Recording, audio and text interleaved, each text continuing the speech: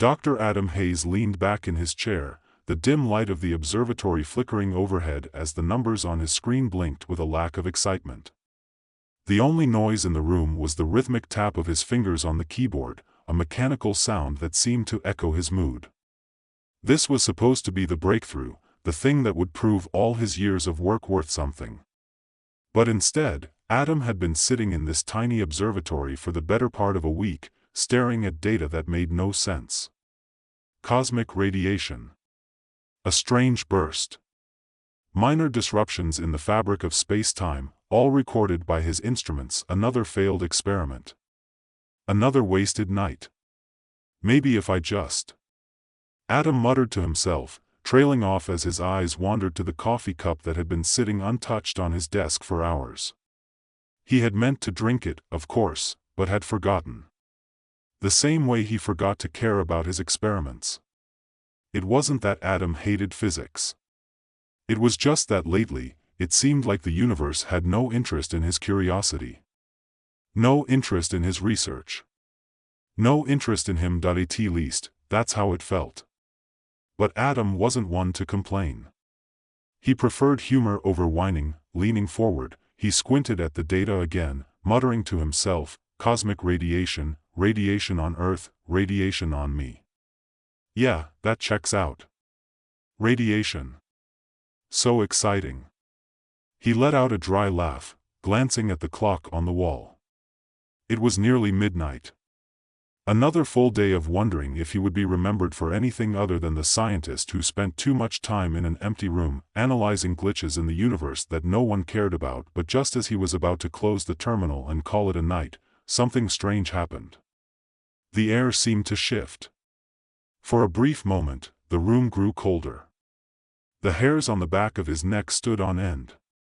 And then, almost imperceptibly, the hum of his computer shifted from a steady buzz to something different. Something louder. Adam's fingers froze on the keyboard. A pulse of light flickered from the screen, and for a split second, his eyes felt as though they were being drawn into the glowing numbers. But then the sensation passed. He blinked, confused, and quickly rubbed his eyes. His head felt strange. Not dizzy, exactly, but a sense of something pressing down on him, like gravity had suddenly increased 100-fold. Jesus Christ, Adam muttered. What the hell was that? He grabbed the mouse to check his readings, but the screen was frozen. Something wasn't right. He clicked again, but nothing responded. That's when it happened. A voice. Soft, almost a whisper, as if coming from all around him, from the very walls of the room. You are chosen. Adam's blood ran cold. What the hell? His voice cracked in disbelief, his heart hammering in his chest. His eyes darted around the room, searching for any rational explanation. Was he sleep-deprived? Was this a joke? No, this wasn't a dream. He was awake, fully conscious, but the voice was still there, lingering. You will carry my will across the universe. The voice was calm. Detached. But there was an undeniable sense of power behind it, something that made Adam's stomach churn. No, no, no, Adam's mind raced. He couldn't focus. This wasn't right. He was hearing things. He had to be, but as his body froze in terror, something strange began to happen. The machine in front of him seemed to respond, unbidden. Numbers began to flood the screen at an alarming rate, faster than he could track. Distorted waves of energy pulsed across the monitor, each one more intense than the last, and then, the voice returned. You are the vessel. The gravity of my will shall guide you.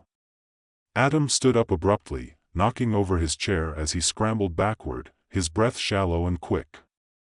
This couldn't be happening. It was impossible. His mind raced to find any explanation, anything that could make sense of this madness, but the room only seemed to grow heavier, the air thick with something Adam couldn't explain. He reached for his phone, fumbling in his panic. Okay. Maybe I'm just... He tried to call his colleague, Dr. Miranda Ortiz, someone he trusted. Someone with a scientific mind who could explain this away. He needed help, but the moment his thumb hit the screen, the voice interrupted again. "No one can save you." The phone slipped from his grasp and hit the floor, the screen shattering with a sickening crack. Adam froze. The voice didn't just speak in his ears anymore, it felt inside him. It felt in his very thoughts. "Who? What are you?" Adam asked, his voice barely a whisper, his hands trembling. "I am the will of gravity." The words seemed to reverberate around him, echoing through his skull, as though the entire universe was bending toward him. Adam blinked rapidly, trying to focus on something, anything, other than the overwhelming sense of dread pooling in his stomach. He was no longer in control. He could feel it now, this strange, suffocating force tightening around him. Like something was pulling at the very core of his being. Will of gravity? What does that mean? What do you want from me? Adam's voice cracked again, the panic rising in his chest like an uncontrollable fire. "You are my chosen instrument. You will carry my will. You will spread it to the corners of the universe." Adam's pulse quickened as the words began to make sense, or at least, some twisted part of him thought they did. He wasn't sure how, but the idea was beginning to form in his mind. This wasn't an accident. This wasn't some weird glitch or malfunction. This was something bigger. A purpose. His purpose? No. Adam shook his head, his voice steadying despite the overwhelming force pressing down on him. "No. I'm not some puppet. I'm not your vessel. I won't do it. You do not have a choice." The words were cold. Detached. And just like that, everything shifted. The floor beneath Adam's feet seemed to twist, like the entire building was being tugged by invisible strings. He stumbled, reaching for the desk to steady himself, but it wasn't enough. The pressure on him intensified, as if gravity itself had changed, pulling him in every direction at once. His body felt heavy, and yet weightless, as though he were suspended in space. Okay, Adam gasped. "I get it. I get it. Just let me think." "There is no thinking. There is only will." The voice no longer spoke in words but in pure intent. It was a force that consumed Adam's every thought, his every feeling. The will of gravity had him now, and there was no escaping it. Adam felt it again, a sensation that was so profound, so deep within his bones, that he had no words to describe it. Gravity, but not the kind he understood. This was the gravity of the universe itself, something ancient and unseen, bending him, folding him, as if he were nothing but a particle caught in its cosmic dance. The room seemed to spin, and Adam gasped for air. His vision blurred, the edges of the room darkening as though the very fabric of space-time were distorting around him. His legs buckled beneath him, and he collapsed onto the floor, feeling the cold touch of the tiles beneath his hands, grounding him for just a moment. But the ground wasn't stable, it was shifting, sliding, as if the laws of physics had been altered. "You think you have a choice, but you do not," the voice came again, resonating with an alien calm that felt colder than the freezing air now rushing through the room. "You are the chosen. This is your fate." "No," Adam gasped, pushing himself up from the floor, his hands trembling as they gripped the desk. "I won't. You cannot fight it." The words penetrated his mind with such force that Adam staggered back, clutching his head as if to stop his skull from splitting in half. His thoughts were no longer his own.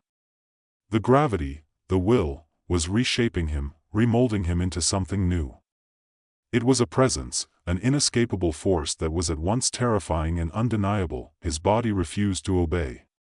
He had never felt more powerless in his life. You're lying," Adam spat, trying to shake the sense of helplessness. "I won't do it. I'm not your vessel. I'm a person. I make my own choices. You never have." A sudden, sharp pain shot through his chest, like something heavy was pushing down on his ribs, crushing him. He gasped, struggling to breathe as if the very air had thickened, become more viscous. It wasn't just the room, it was everything. Gravity, the force that he had studied for years, was no longer an abstract concept. It was here, inside him, around him, controlling him. "Stop," Adam choked, trying to stand again, but his body felt like it was being pulled by unseen hands, forcing him to his knees. "Please. I can't. I can't," and yet, somehow, he could. His mind was screaming at him to resist, but his body obeyed. A surge of energy seemed to course through him, sharp and electric, pulling him up. He didn't want to do it, but his body moved without his consent, forcing him into a strange, awkward stance. He felt his arms stretch outward, as if mimicking some cosmic gesture he could not understand. His feet shuffled across the room, each step in perfect sync with an invisible force. He was walking toward the door without thinking, his muscles tensing, his heart pounding in his chest, as though he were under the weight of 1,000 invisible hands, and then, just as suddenly, everything stopped.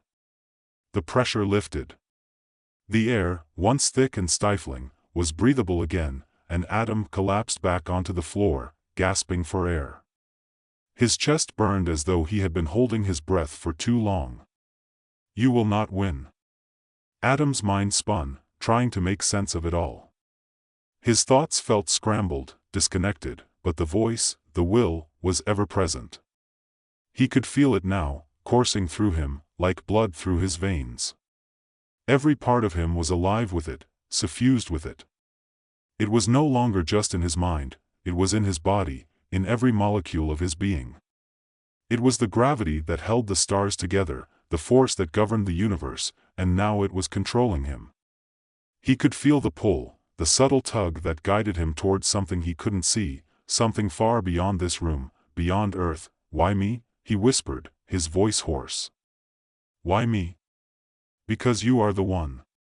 The voice answered, calm and detached as always. "The will of gravity has chosen you as its vessel. You are now part of the greater design. You will carry my will to the stars." Adam clenched his fists, forcing himself up from the floor again. He wasn't ready to give up. Not yet. No, he gritted through his teeth, trying to stand with some semblance of defiance. "I won't be your puppet. I won't do your bidding." For a moment, the room was silent. Then, the pressure came again, but this time, it wasn't physical. It was mental. Adam's head felt like it was going to explode, his thoughts becoming muddled, confused. He could feel the voice worming its way into his mind, filling every empty space, pushing out all his resistance. "It is not your choice." Adam's knees buckled, and he fell to the floor again, his mind reeling. He gasped for breath, struggling to stay conscious as the overwhelming weight of the will pressed down on him. His vision blurred, and the walls of the observatory seemed to bend and warp, as if he were no longer in control of his own perception of reality. Was this even real? Or had he finally lost his mind? Accept it. Accept your role. But Adam couldn't accept it. He couldn't. The thought of being controlled, of having no say in his own life, filled him with an almost paralyzing dread. He was a man, a human being, and he had free will. He had a mind of his own. He couldn't just let some alien force take that away from him, yet, deep down, he felt the truth of it. The will was there, whether he liked it or not. He could resist, but it would only make him weaker, more vulnerable. His defiance was futile, and somewhere in the back of his mind, he understood that. There is no escape. The voice, now stronger, reverberated through his body. The gravity of the universe does not bend to your will. It bends to mine. Adam's head snapped up, his breath ragged. "And what exactly do you want from me?" His voice was quiet, defeated, the fire of resistance dimming. "You will spread my will across the cosmos. You will guide those who are lost. You will bring order to the chaos." Adam's body shuddered involuntarily as the will's words sank in. He could feel the weight of them, the magnitude of the task ahead of him, though he didn't understand the full scope of what it meant. There was no escaping it, no turning away.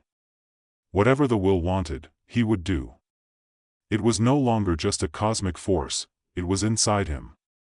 He was part of it now, whether he liked it or not. That he closed his eyes, struggling to breathe through the panic that rose in his chest. His entire life had been about freedom, about making his own choices, about defying the universe's indifference. But now, that choice had been taken from him. He was a vessel. He was a tool. And the universe would not let him forget it. Do you understand now? Adam wanted to scream. He wanted to resist with every fiber of his being. But the truth was undeniable. The will was too strong. There was no breaking free. I understand, Adam whispered, his voice barely audible, but clear. Good. Now, the journey begins. And with that, Adam's reality shifted once again. He could feel the pull, the force tugging at him, drawing him out of the room, out of his body, and into something greater. His mind, for the first time, was utterly blank. That he was no longer Adam Hayes, the physicist. He was the will's instrument. He was its vessel, and the universe awaited. Adam's vision flickered, as though his mind was not his own, being pulled in different directions. The room, the observatory, the very planet itself, it felt like they were shrinking away from him, becoming distant, insignificant. His body was no longer obeying him, it was like an extension of something larger, something alien. The world around him melted into a blur of colors and sounds that seemed to bend toward a single point, a force that dominated everything. That he could still feel the presence of the will of gravity, not just in his mind, but in his very blood. It was like the pull of a massive black hole, only it wasn't an external force. It was inside him, twisting his thoughts, bending his perception. There was no escape from it, but Adam didn't know how to accept it. He couldn't. This wasn't the life he had chosen. He had been a scientist, a skeptic. He had prided himself on rational thought, on the belief that the universe operated on principles that could be understood, analyzed, and manipulated. Yet now, that very same universe was rejecting him, forcing him into the role of a servant to some higher power that he couldn't even comprehend. You will learn. The voice echoed in his mind again, the words calm but commanding, like a patient teacher guiding a reluctant pupil. There is much you do not understand, but you will. In time, you will come to see that this is your purpose. Adam wanted to scream. He wanted to fight it with every ounce of strength in his body. But the moment he thought of fighting back, he felt the will grow stronger. He could feel it in his chest, in his ribs, tightening around him like an iron grip. His breath became shallow, his body tensing involuntarily. Stop. He whispered hoarsely. Just, stop. You cannot defy me. The voice came, cool and unyielding. Your resistance is meaningless. You are already mine. Adam's head spun, the weight of those words pressing on him. His body moved against his will again, as if pulled by invisible strings. His feet shifted, dragging him forward, toward the door. He didn't know why. He didn't know where he was going. But somehow, he knew it didn't matter. His feet were already moving toward an unknown destiny, one that was now written in the stars. That he wanted to run, to fight, to escape. But there was no escaping this force. There was no running from the will of gravity. His mind raced. What had he learned over the years? He had studied the most powerful forces in the universe, gravity, electromagnetic fields, quantum mechanics, and yet none of that could prepare him for this. None of it could explain how the universe had suddenly turned against him. He remembered, then, the early days of his research, when he had first begun studying the strange bursts of cosmic radiation. He had thought it was just another anomaly. Something to study, to catalog, to ignore in the grand scheme of things.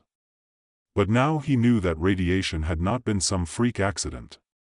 It had been the will of gravity, selecting him, guiding him. The cold air from the observatory door brushed past him as he stepped outside, the night sky above him impossibly vast. Stars, once distant and unreachable, now felt close, as if they were just out of reach, waiting for him to take that first step into the unknown. It was almost beautiful, in a strange and terrifying way. He could feel the pull of it, the infinite stretch of space, the gravitational pull of the stars beckoning him forward. "We are ready." The voice was everywhere now, surrounding him, filling his mind. "It is time to fulfill your purpose." For a moment, Adam was still. His heart beat in his chest, heavy and uncertain, but something inside him stirred. He had no control, no agency, no ability to say no. He was at the mercy of something vast and incomprehensible. And yet, in that moment, something else was growing in him, a strange, unexplainable calm. It was as if the will's overwhelming presence had forced him to accept it, not with his mind, but with his very soul. There was no fight left in him.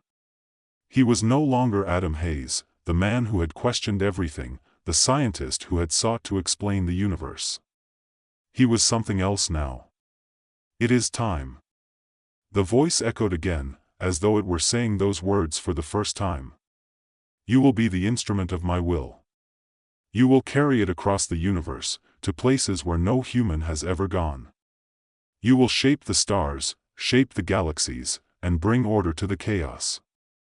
Adam's legs moved before he could stop them.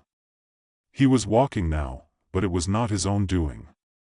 The stars above him were not distant anymore, they were part of him, pulling him forward, urging him onward, towards something that lay just beyond the horizon.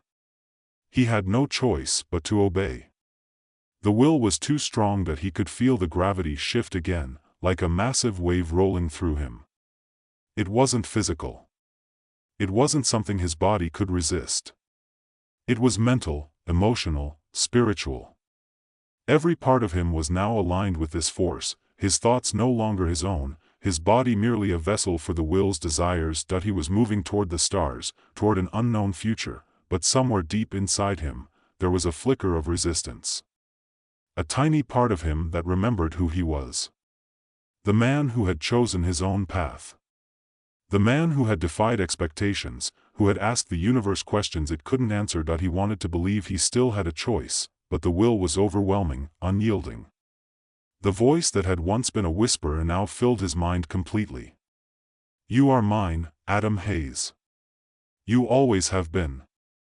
And as the night sky opened up before him, Adam felt the final remnants of his resistance fall away. He no longer cared what he had been. All that mattered now was the path ahead. The path of the chosen vessel. His feet carried him onward, into the unknown. And as the stars pulled him toward their light, he realized that this was not the end. It was the beginning. A beginning he could neither fight nor deny. There would be no turning back.